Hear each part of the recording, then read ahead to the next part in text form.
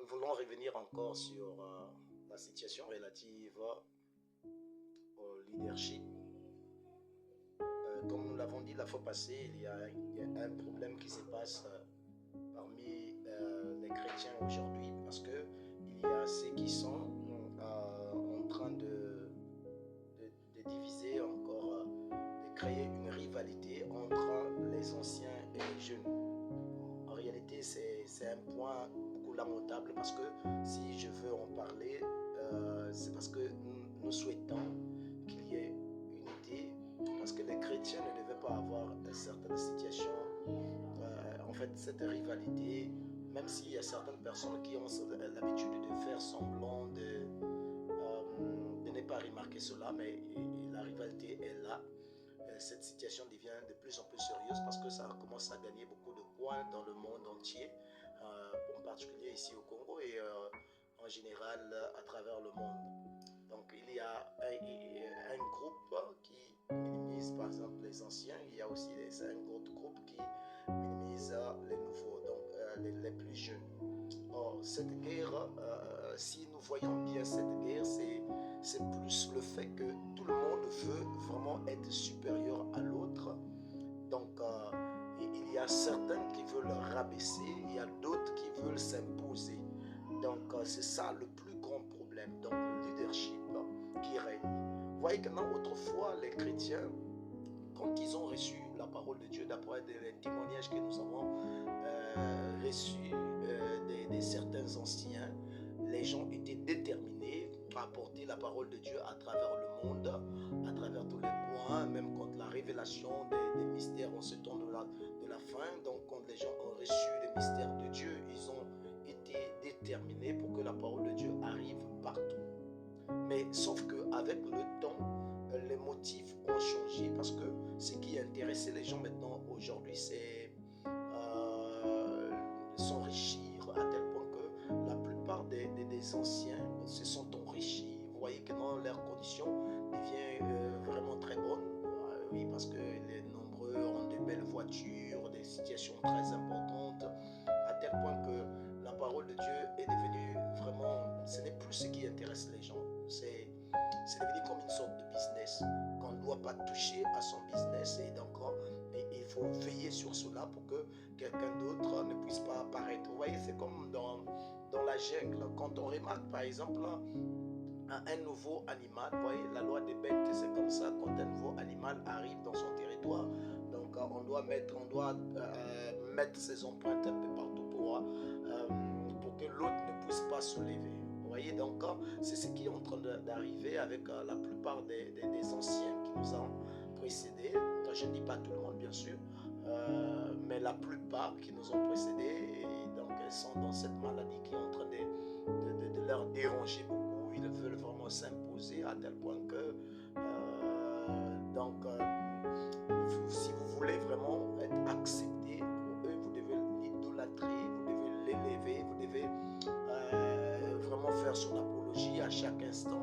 Donc c'est une chose qu'on ne devait pas trouver chez les chrétiens.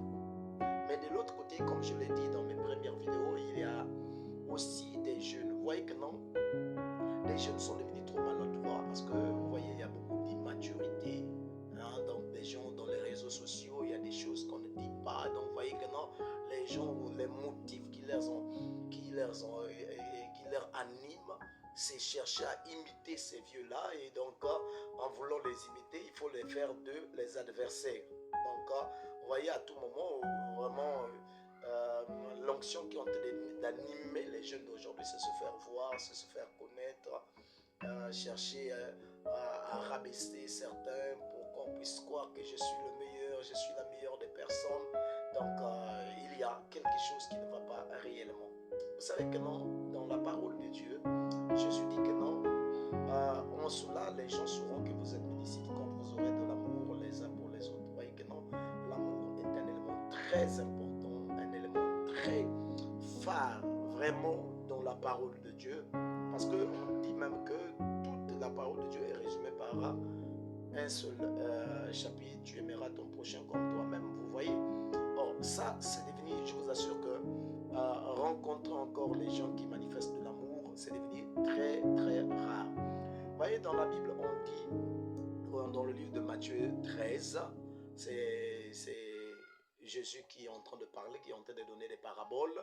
Si vous lisez dans le livre de Matthieu 13, le verset 31 jusqu'à 32, vous voyez que non, il leur proposa une autre parabole et il dit, le royaume des cieux est semblable à un grain de sénévé qu'un homme a pris et semé dans son champ.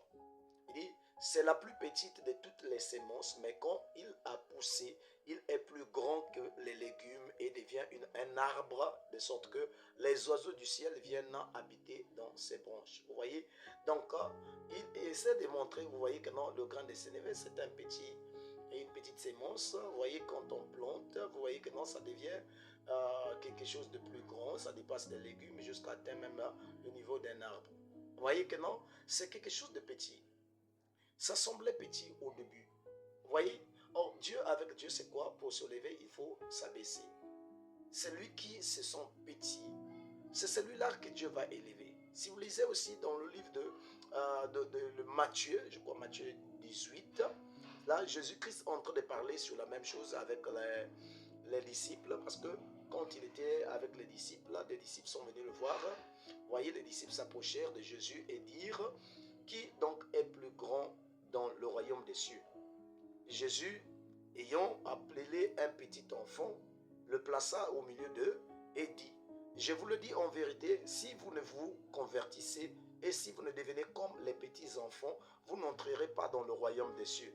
C'est pourquoi quiconque se rendra humble comme ce petit enfant sera le plus grand dans le royaume des cieux. Vous voyez que la grandeur est liée à l'humilité. Donc celui que Dieu peut considérer comme grand, c'est celui qui s'humilie.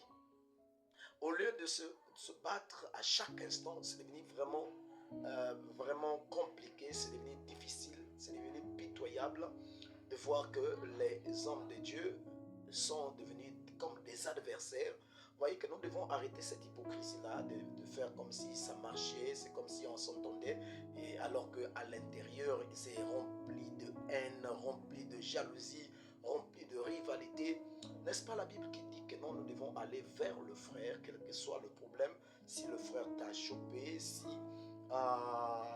le frère t'a manqué du respect, si tu remarques que non, il a péché quelque part, il a fait quelque chose de mal, pourquoi ne pas partir vers la personne et parler avec la personne? C'est ce que la Bible nous demande de dire. Mais or que nous, ce qui nous tue aujourd'hui, nous parlons aux brebis à chaque instant de l'amour, alors que nous-mêmes, nous ne savons rien concernant de l'amour. Donc, à chaque instant, vous devez vous aimer, mais vraiment, c'est devenu pitoyable. Je ne dis pas que l'amour n'est pas correctif. L'amour corrige. Mais la manière de corriger est le motif qui anime la correction. Parce que si vous corrigez une personne avec le motif de détruire cette personne, vous faites plus de mal que de bien. Oui, c'est ça le problème. C'est quoi? Les disciples, ils croyaient que non, il fallait qu'il y ait un grand parmi nous, il fallait qu'il y ait un chef, il fallait qu'il y ait, par rapport à la grandeur que j'ai, tout cela, la connaissance, tout ce que nous avons, mais il fallait qui est le plus grand? C'est cette question, c'est cette interrogation que nous remarquons à travers les gens, partout, tout cela. Il y a trop d'enfantillage qui est en train d'animer les gens aujourd'hui. Donc, à tel point que chacun doit faire quelque chose pour rabaisser l'autre, chacun doit insulter, chacun doit vraiment, c'est pitoyable, ça fait mal vraiment au cœur des gens qui aiment Dieu de voir cela. Et puis surtout ce qui m'étonne encore, nous qui nous vantons à chaque instant que nous avons le Saint-Esprit, mais nous n'arrivons pas à nous supporter les uns les autres. Vraiment que Dieu soit miséricordieux, qui nous aide à revenir d'abord pour que nous puissions commencer encore au début. Nous ne devons pas avoir honte de cela. Vous voyez que non, si nous continuons de cette manière-là, qu'est-ce que nous allons devenir? Qu'est-ce que nous allons devenir? Qu'est-ce que ceux qui sont derrière nous vont devenir? Personne n'est plus grand que l'autre. Celui qui est plus grand, c'est celui qui est plus humble. Tout cela. Vous voyez que non, vous allez me dire que non, moi j'ai fait beaucoup de miracles, j'ai gagné des milliers de gens. Essayez un peu de voir ce que la Bible dit. La Bible compare, ici nous faisons une étude comparative entre Moïse et Jean-Baptiste. Vous allez remarquer avec moi que Moïse a traité plus de 2 millions et quelques de personnes. Il les a déplacés de l'esclavage, là où ils étaient en Égypte, pour les amener vers la terre promise. Mais par contre, Jean-Baptiste n'a presque rien fait d'extraordinaire. Vous voyez, Moïse a fait des miracles, des choses extraordinaires. Tout le monde pouvait voir ce que Moïse était en train de faire. Mais le problème est que la Bible va dire que non, de tous ceux qui sont nés de la femme, il n'y a pas un plus grand que Jean-Baptiste. Vous voyez que non, c'est quand même énigmatique de remarquer qu'un homme comme Moïse, qui va diviser la mer en deux, qui va transformer l'eau en sang, qui va faire appeler les mouches, qui va faire des choses extraordinaires, mais on va dire que non, Jean serait plus que Moïse. Ça, c'est quand même, ça appelle vraiment à réfléchir là-dessus. Le problème, c'est que le travail des gens était tellement humble, très simple. Je ne dis pas que Moïse n'était pas simple, mais la grandeur, c'est base sur deux éléments. La première des choses, c'est l'humilité, celui qui se sent comme le plus petit, c'est celui-là le plus grand.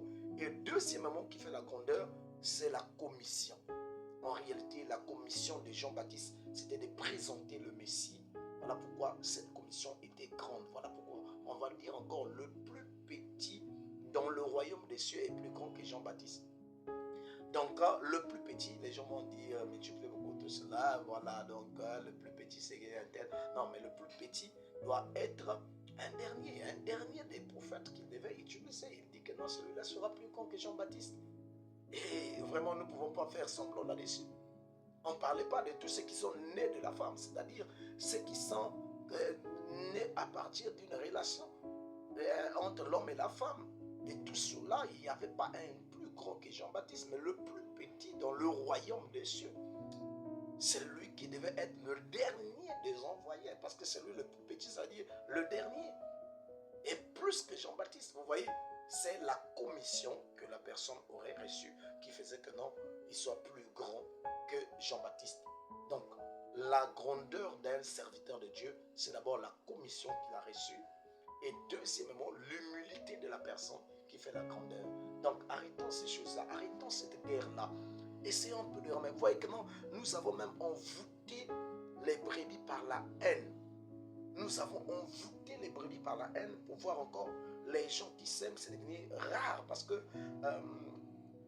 on a enseigné les brebis que non, il faut détester tel pasteur, il faut détester les gens de telle église, vous voyez que non, on a sémé la haine. Vous voyez que non, la parole de Dieu en fait est une sémence. Ce que vous sémez, c'est ce que l'église va devenir. Si vous apprenez, chaque fois que vous êtes à la chair, vous êtes en train de parler avec de la haine, vous allez amener votre église à avoir de la haine. Quand vous allez remarquer que non, les critiques à chaque instant, vous sémez cela dans votre église. Mais si vous sémez l'amour, vous sémez la sainteté, si vous sémez la gentillesse, vous sémez la vie de Christ, vous allez trouver que non, l'église aura ce que vous aurez sémé. Donc, sémons la parole de Dieu au lieu de sémer la haine, au lieu de s'aimer la jalousie, au lieu de s'aimer toutes ces choses-là. En cela, vraiment, nous allons gagner des âmes au Seigneur. Vous voyez même que non, c'est devenu rare que les gens se rencontrent. Parce que c'est quoi? Ils ont peur. Non, moi je vais, pendant leur rencontre là, tout le monde est sorcier. Donc, il y a certaines personnes qui qualifient tout le monde de mauvais, tout le monde est méchant, tout le monde est impie, tout le monde est sorcier, tout le monde ne comprend pas bien. Toi, tu comprends tout toi-même. Toi, tu es la meilleure des personnes. Toi, tout ça. Non, c'est de l'égoïsme. C'est de l'orgueil. C'est de la vantardise. Nous ne devons pas faire cela. Même le Christ n'a pas hésité d'aller vers les mauvais. Comme si tu es bon, il faut même descendre vers les mauvais pour que les mauvais deviennent les bonnes personnes par votre présence. Que Dieu nous soit miséricordieux pour son peuple, qu'il nous aide à revenir dans le droit chemin.